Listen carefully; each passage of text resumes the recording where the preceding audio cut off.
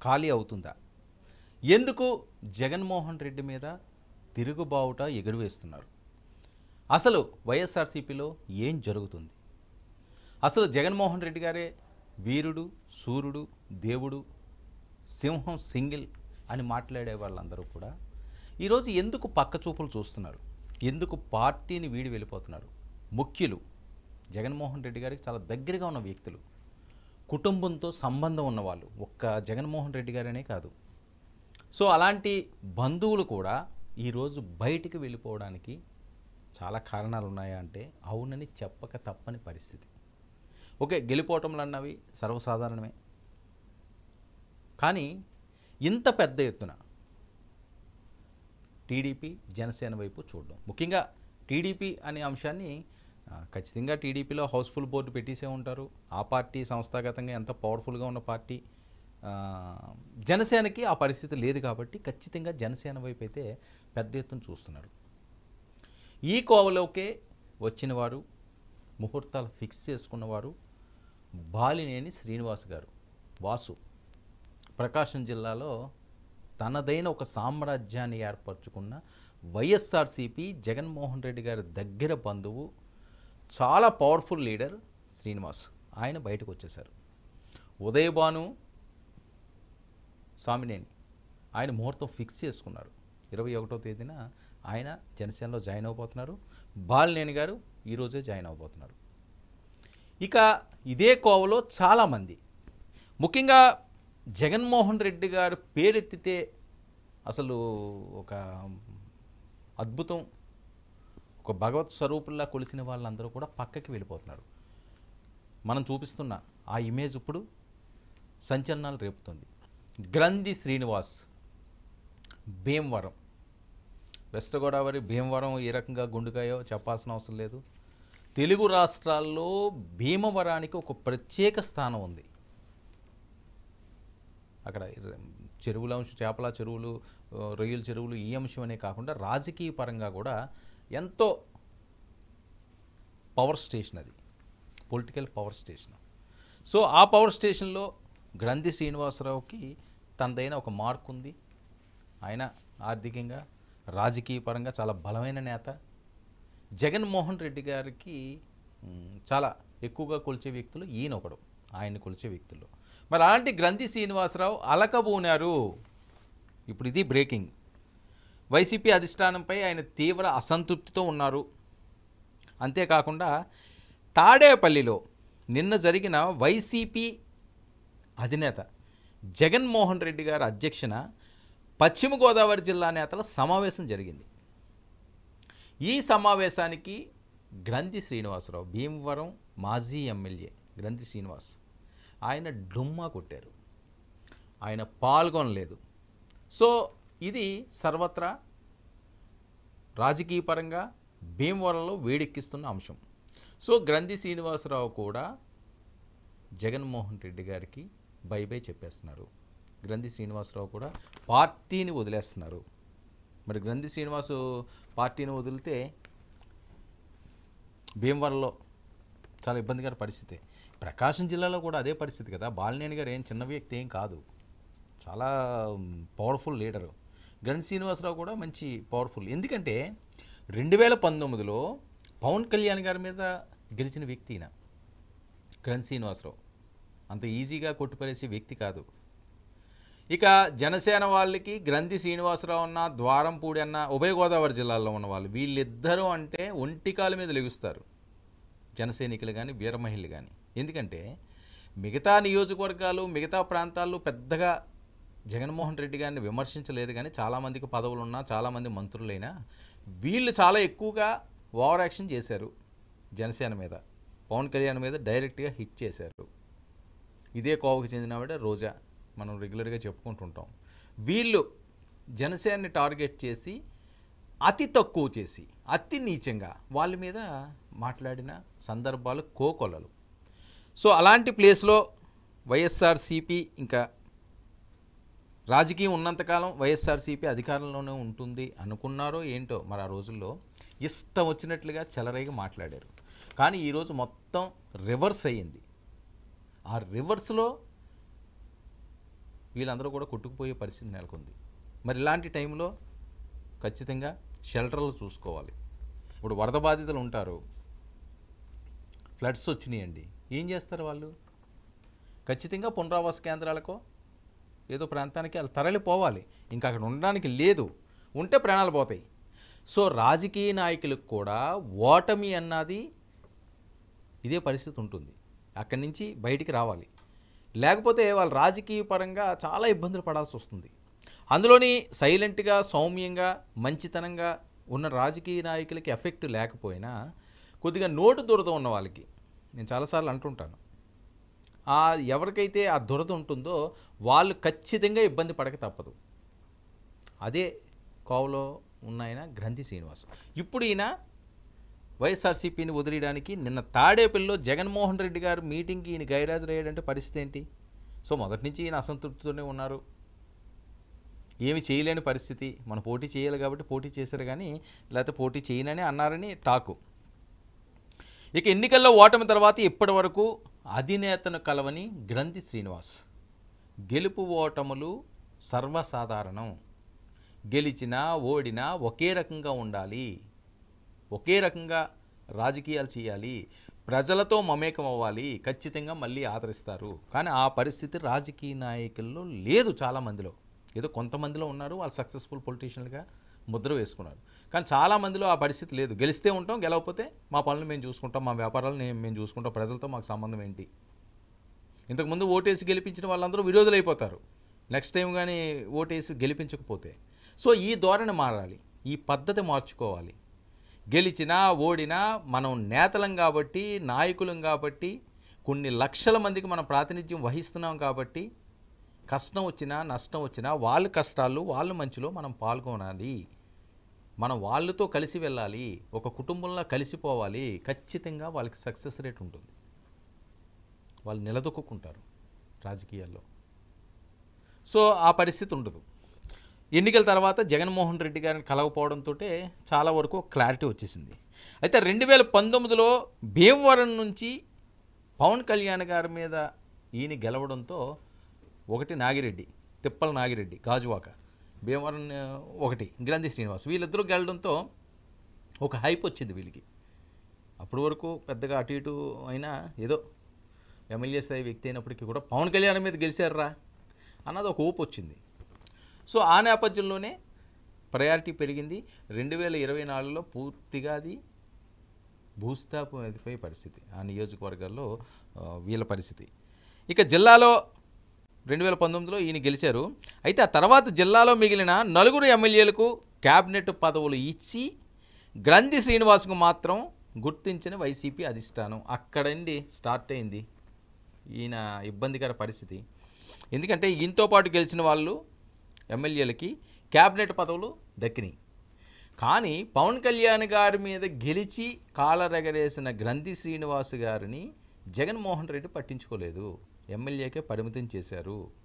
So ఇది ఆయనకి digest చేసుకోలేకపోయాడు. అప్పటి నుంచి కూడా ఇబ్బందికరంగా ఉంటున్నాడు. ఎందుకంటే చాలా అంశాలు ఉంటాయి. ఒక రాజకీయ నాయకులు బయటికి వస్తున్నారు అంటే కొంతమంది స్వార్థపూరితంగా ఉంటారు.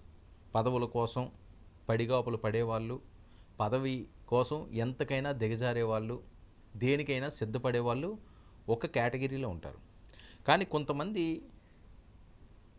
మనస్సాక్షి ఒకటి ఉంటుంది, దాన్ని మరుగున పెట్టలేక, పార్టీలో ఉండే అవమానాలు పడలేక, ఇబ్బందులు పడలేక అన్నది ఒక కేటగిరీ ఉంటుంది. సో ఆ 2 కేటగిరీల్లో ఎక్కడ ఎవరికి ఏమాత్రం అటు ఇటు తేడా వచ్చినా వాళ్ళు పక్కకు వచ్చేస్తారు. ఒకటి స్వార్థం, ఇంకోటి మనస్సాక్షి. సరే మరి ఈయన ఎందులో ఏ కేటగిరీలోకి వస్తాడన్నది ఆ ప్రాంత ప్రజలే తేల్చాలి, ఆయనే తేల్చుకోవాలి. సో భీమవరంకు చెందిన వారికే మండలి చైర్మన్, ఎమ్మెల్సీ, డీసీసీబీ చైర్మన్, ఇతర ఎన్నో పదవులు కట్టపెట్టిన వైసీపీ అధిష్టానం ఈయన వైపు ఎందుకు చూడలేదు? ఇది ఆయనలో చాలా మతన. ఇది ఈరోజు ఎపిసోడ్ కాదు, 2020 నుంచి నడుస్తున్నది అని. కానీ ఏమనగలరు? జగన్మోహన్ రెడ్డి గారిని అడిగే ధైర్యం ఉందా? జగన్మోహన్ రెడ్డి గారిని అడిగే దమ్ముందా? ఎవరికి లేదు, ఖచ్చితంగా లేదు. జగన్మోహన్ రెడ్డి గారు ఒక శిలాశాసనమే, ఆయన అనుకున్నది అనుకున్నట్టుగా చేశారు. ఆయన నుంచోమంటే నుంచోవాలి, ఆయన కూర్చోమంటే కూర్చోవాలి, ఆయన కనుసల్లల్లోనే ప్రతిదీ జరగాలి. సో ఆ కను సన్నల నుంచి ఎవ్వరు కూడా పక్కకి వెళ్ళడానికి వీలు లేదు. ఆ రకంగా ఆయన పార్టీని బలోపేతం చేసుకున్నాడు. నేనే సర్వాంతర్యామిని, నేనే మొత్తం. వాళ్ళు వినాలంతే. ఎందుకంటే నా బొమ్మ పెట్టుకుంటే మీరు గెలిచారు, మీ ఇండివిజువల్గా మీకు ఎటువంటి కూడా క్రెడిబిలిటీ లేదు, జనాల్లో అంత సీన్ లేదు అని చెప్పి ఆయన చాలాసార్లు వాళ్ళతో చెప్పినట్లుగా వస్తున్న ప్రచారం. సో ఆ నేపథ్యంలోనే ఆయన కాలంలో 5 సంవత్సరాలు కూడా వచ్చిన ఇన్పుట్స్ కూడా ఆ రకంగానే వచ్చినాయి, బయటికి ఎక్స్పోజ్ అయినవి కూడా ఆ రకంగానే ఎక్స్పోజ్ అయినాయి. సో అలాంటి పరిస్థితుల్లో మరి చాలామంది బయటికి రావాలి. ఎప్పుడు 2014 నుంచి 19 వరకు వచ్చే పరిస్థితి లేదు. అధికారం ఉండగా ఎవరు వస్తారండి? అసలు అధికారం పోతుందని వీళ్ళు అనుకోలేదు. కానీ ఇప్పుడు అధికారం పోయింది, అతి దారుణంగా పోయింది, పార్టీ భవితవ్యమే అంధకారంలో పడింది. ఇలాంటి సిచ్యువేషన్లో బయటికి రాకుండా ఇంకా అక్కడ ఉండి ఏం చేస్తారు? అప్పుడు గతంలో జరిగిన తప్పులు ఏమైనా ఉండిలో ఉంటే ఇంకా లోపలికి వెళ్ళిపోవాలి. సో అంతవరకు తెచ్చుకోకుండా ముందు జాగ్రత్త ఇదంతా కూడా. అందుకనే నెమ్మదిగా కట్ చేసుకుంటూ రావడం. కనీసం తనను గుర్తించకపోవడంతో పట్ల తీవ్ర అసహనంతో గత కొన్ని సంవత్సరాలుగా ఆయన ఉన్నాడు. ఈరోజు కాదు, 2019లో కూడా ఆయన సరే గెలుస్తామన్న ధీమాతోటి రంగంలోకి దిగారు. అప్పటికే ఆయనకు ఒక క్లారిటీ వచ్చేసింది, ఇంకా అంత సీన్ ఏమీ లేదు అని చెప్పి అక్కడి నుంచి రిపోర్ట్స్ వస్తున్నప్పటికీ కూడా ఎవరు ఒప్పుకోరు కదా. వైరాట్ 175 అనలేదా లాస్ట్ మినిట్ వరకుని? ఎవరు ఒప్పుకుంటారు ఓడిపోతామని? సో అదే ఓవర్ కాన్ఫిడెన్స్ ఇవన్నీ కూడా ఇబ్బంది పెట్టింది. స్థానిక అంశాలు కూడా ఆయనకి వ్యతిరేకంగా తిరిగినాయి. ఇప్పుడు ఏం చేయాలన్న దాని మీద మదన పడుతున్నారు ఆయన. ఇక గ్రంథి శ్రీనివాస్ను పార్టీ మారిపోవాలంటూ ఒత్తిడి తెస్తున్న అనుచరులు, అభిమానులు. మరి పార్టీ మారిపోతే ఏం చేయాలి? ఇప్పుడు పవర్లో లేనప్పుడు ఏం చేసే పరిస్థితి ఉండదు.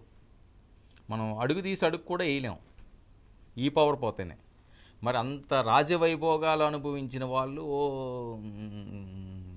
గన్మ్యాన్లు, హడావుళ్ళు, ఎక్కడికి వెళ్ళిన నీరాజనాలు, సత్కారాలు, అలాంటి వాళ్ళందరూ కూడా పోయింది అంటే ఆ పదవి, ఆ రాజరికం పోయింది అంటే తట్టుకోలేరు, ఇంట్లో కూర్చోలేరు. ఎందుకంటే ఓడిపోయినోడి ఇంటికి 10 మంది కూడా వెళ్ళరు, గెలిచినోడి ఇంటికి 1000 మంది వెళ్తారు.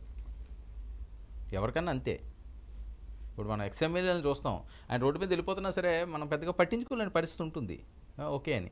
అదే ఎమ్మెల్యేలు వెళ్ళారనుకోండి, ఆ హడావుడి వేరు. ఓ 4 వెహికళ్ళు ఆయన ముందు, గన్మ్యాన్లు, హడావుళ్ళు. ఒక మినిస్టర్ అనుకోండి, ఎలా ఉంటుంది సెక్యూరిటీ?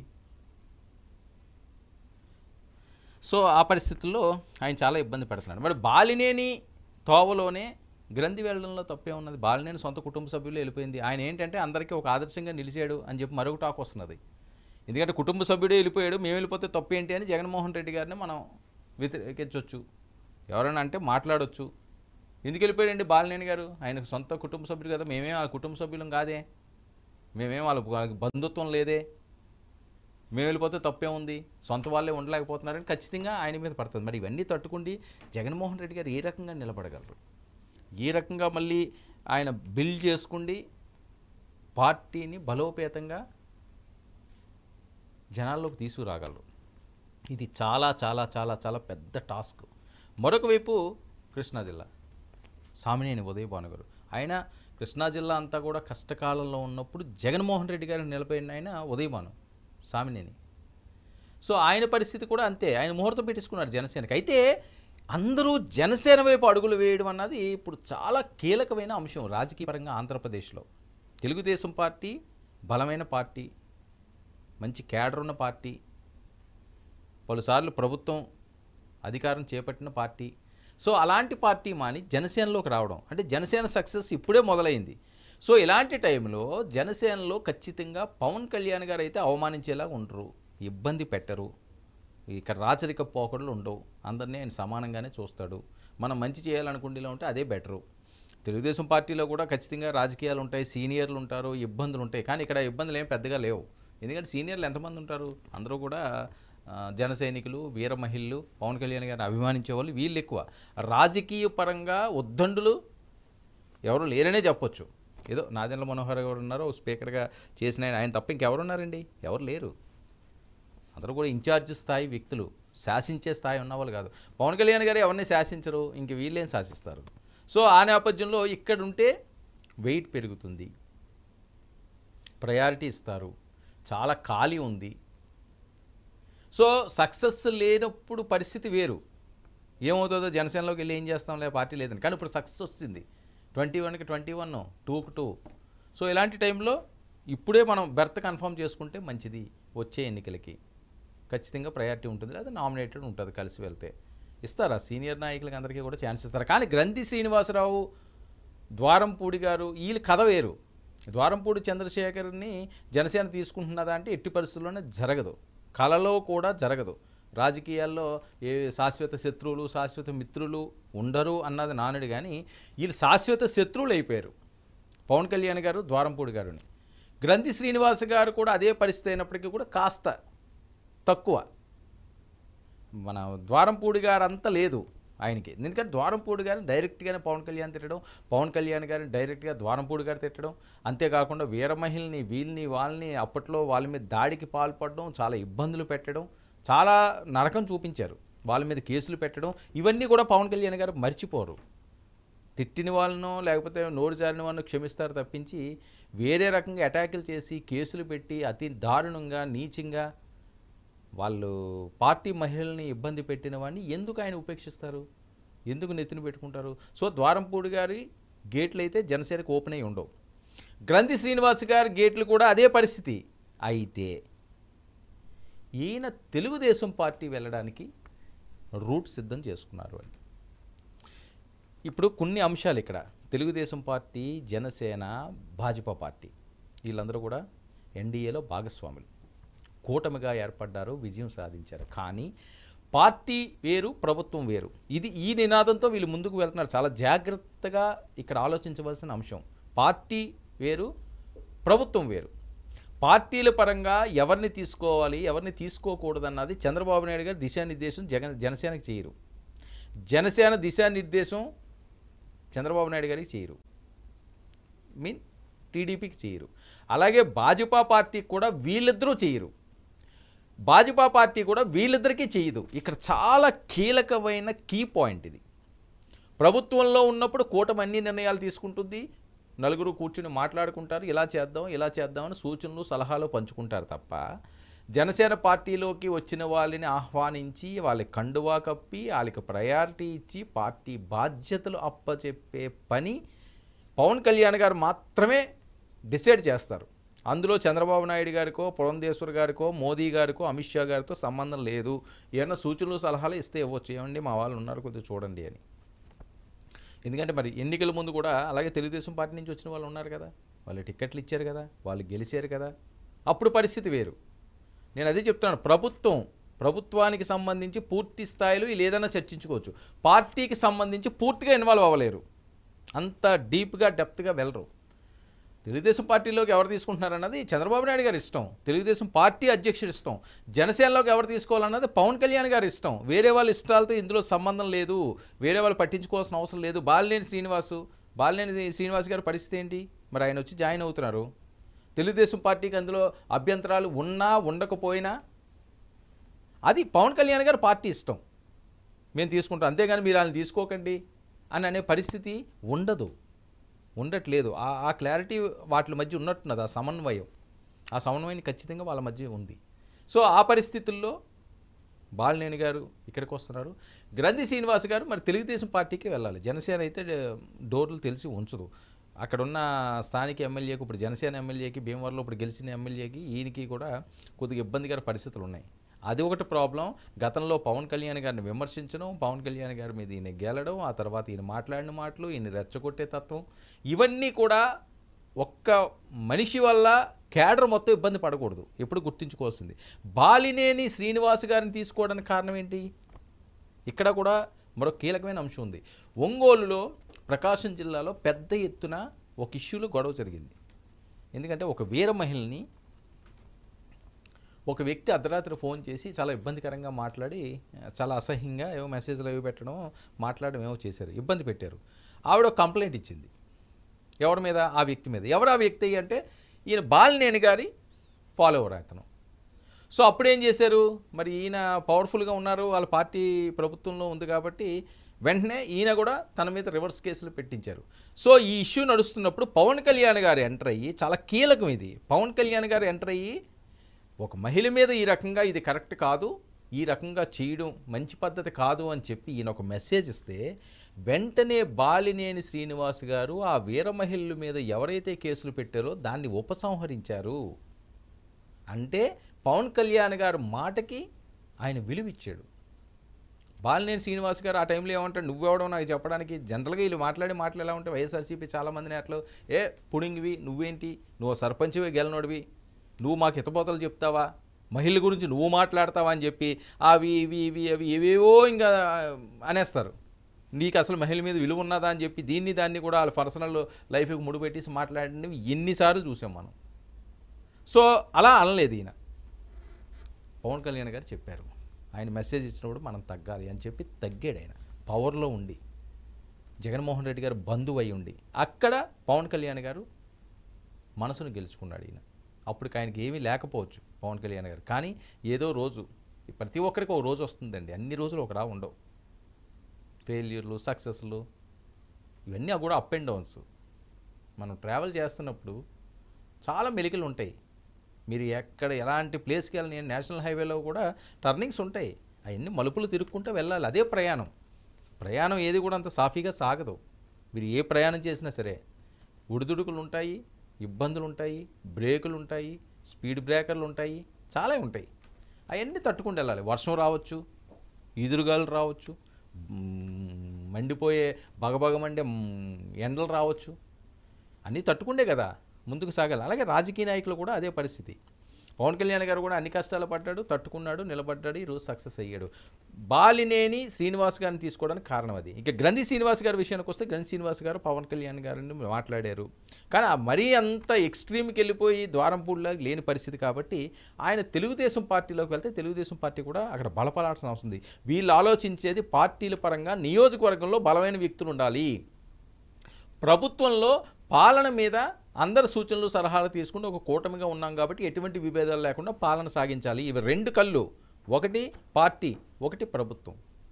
వీళ్ళు ఆలోచించేది, ఈ నేతలు ఆలోచించేది ఎవరైనా సరే.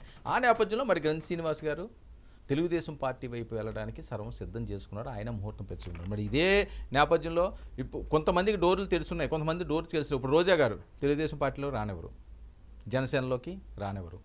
కొడాలి నాని గారు తెలుగుదేశం పార్టీలో రానివ్వరు, జనసేనలోకి రానివ్వరు. వంశీ అంటే శృతి మించి ఎవరైతే అప్పట్లో రెచ్చిపోయారో వాళ్ళందరికీ కూడా రాజకీయ సమాధులు సిద్ధమైనవి అని చెప్పి సర్వత్రా వినిపిస్తున్న అంశాలు. మరి ఈ పరిస్థితుల్లో మరి గ్రంథి శ్రీనివాస్ గారు, బాలినేని గారు ఇలాగా వరుస పెట్టి అందరూ క్యూలు కొడుతున్న నేపథ్యంలో మరి జగన్మోహన్ రెడ్డి గారు దీన్ని ఏ రకంగా సాల్వ్ చేస్తారో, ఇష్యూస్ని ఎలాగ అడ్డుకట్లు వేస్తారో, వాళ్ళు ఏ రకంగా ఆపుతారో, ఇవన్నీ కూడా ఆంధ్రప్రదేశ్ రాజకీయాల్లో చాలా కీలకంగా రోజు రోజుకి జరుగుతున్న పరిణామాల నేపథ్యం. జనసేన పుంజుకుంటుంది, జనసేన స్పీడ్ పెంచింది, ముఖ్య నేతలు జనసేనలోకి చేరుతున్నారు, ఎక్కువ శాతం జనసేన వైపే మొగ్గు చూపిస్తున్న నేపథ్యంలో ప్రత్యామ్నాయంగా ఖచ్చితంగా ఆంధ్రప్రదేశ్ రాజకీయాల్లో జనసేన తన పవర్ చూపించుకునే విధంగా అడుగులు వేస్తుంది. ఆ రకంగానే ఆచితూచి పవన్ కళ్యాణ్ గారు కూడా ముందుకు సాగుతున్నారు. ఇలాంటి పరిస్థితుల్లో మరి వరుసగా ముఖ్య నేతలందరూ కూడా పార్టీకి బై చెప్తే మరి జగన్ పరిస్థితి ఏంటి అంటే, జగన్మోహన్ రెడ్డి గారు వీళ్ళెవరిని కూడా అసలు ఒక ఎమ్మెల్యేలుగా కానీ ఒక మంత్రులుగా కానీ ఏ రోజు చూడలేదు, చాలా నీచంగా చూశారు, చాలా ఇబ్బందికరంగా మాట్లాడారు. అప్పుడంటే తప్పని పరిస్థితి, ఇప్పుడు అవసరం లేదు కాబట్టి మీకో దండం అంటూ బయట